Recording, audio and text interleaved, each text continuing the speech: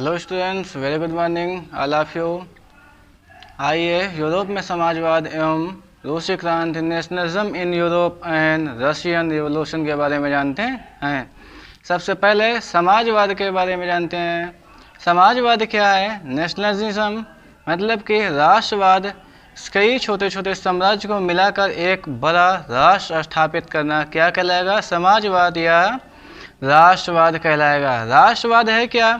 जैसे कि आप जानते हैं, भारत है, चाइना है, पाकिस्तान है, जापान है, इंग्लैंड है, ये सब ऐसा पहले कुछ भी नहीं था। सभी छोटे छोटे किंगडम में बटे हुए थे, छोटे छोटे राज्य में बटे हुए थे और राजा महाराजा या शासक का शासन हुआ करता था। लेकिन बाद में क्या हुआ कि ये सभी साम्राज्य मिलकर बाद में राष्ट्र की स्थापना की और ये राष्ट्र बना। ठीक है, सबसे पहले राष्ट्रवाद से जानने से पहले ये जानते हैं कि यूरोपीय साम्राज्य में कितने वर्ग में बटा हुआ था। यूरोपीय साम्राज्य 3 वर्ग में बटा हुआ था। पहला अपना है सामंतवाद, दूसरा है विशेष अधिकार और नेक्स्ट है नौकरशाही। सामंतवाद क्या है? ये ऐसे वर्ग था जिसमें जन्म से कुछ राइट्स मिलते थे लोगों को और ये हमेशा राजा महाराजा वर्ग था, ये शासन करता था।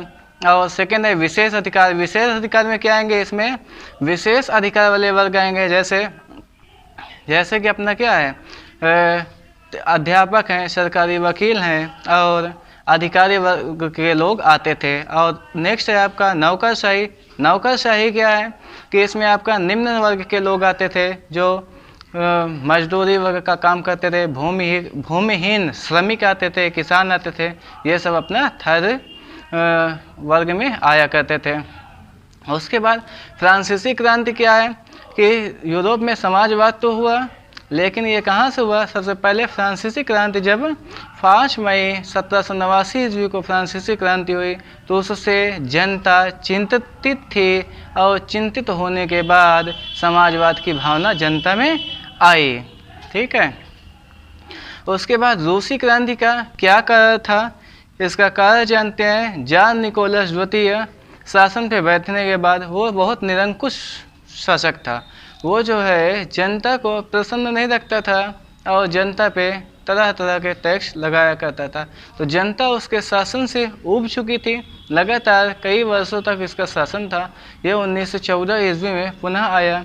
तो इसके शासन से जनता जब ऊब चुकी थी तो जनता में क्या हुआ कि अब आज़ादी चाहिए, अब हम शासन में नहीं जिएंगे और जनता अपने अधिकार मांगने लगी। जब जनता अपने अधिकार मांगने लगी तो वहीं से क्या होता है? समाजवाद का आरंभ हो जाता है। ठीक है, समाजवाद क्या है? ये राष्ट्र की भावना जागृत होना, वही क्या है? आपका समाजवाद है। तो जब समाजवाद का भावना विकसित हुई तो जनता इनके बंधन से मुक्त होना चाहिए।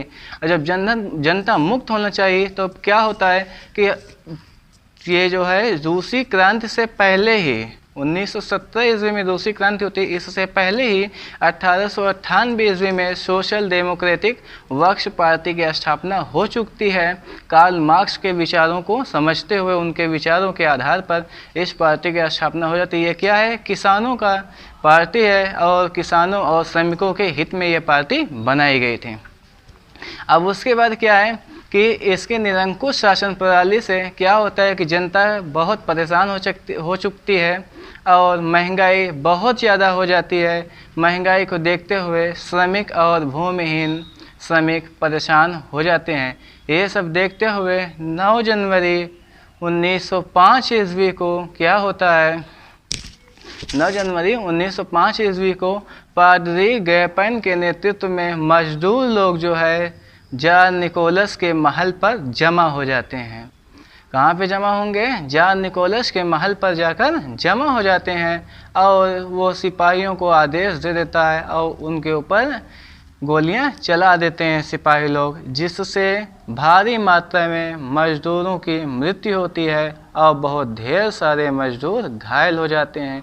ये क्रांति इतिहास में रविवार के दिन हुई थी, इसलिए से इस क्रांति को इतिहास में खूनी क्रांति या रविवार की क्रांति के नाम से जानते हैं। अब ये जब क्रांति हुई थी इसके बाद क्या हुआ कि जनता में और आक्रोश फैल गया, और जब जनता में और आक्रोश फैल गया तब क्या होता है कि जनता अपने अधिकार मांगने लगती है। फाइनली फिर होता क्या है कि अक्टूबर क्रांति 1917 ईस्वी 1917 अक्टूबर में क्या होता है, पुनः क्रांति होती है और उस क्रांति में जार निकोलस का शासन व्यवस्था समाप्त हो जाती है और जनता डेमोक्रेटिक पार्टी की शासन व्यवस्था को लागू करा लेती है। तो यहाँ से रूस की क्रांति सफलता पा जाती है और इसके बाद वहाँ पे जनता को अधिकार मिल जाते हैं।